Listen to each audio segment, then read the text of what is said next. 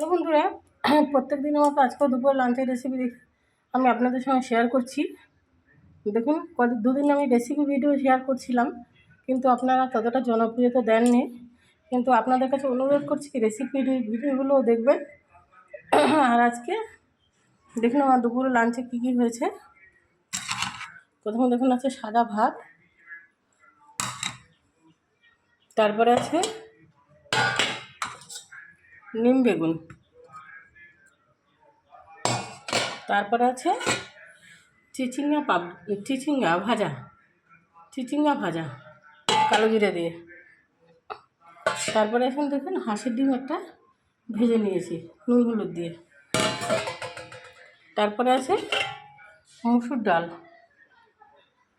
তারপরে আজকে স্পেশাল যেটা হচ্ছে সর্ষে পাতা।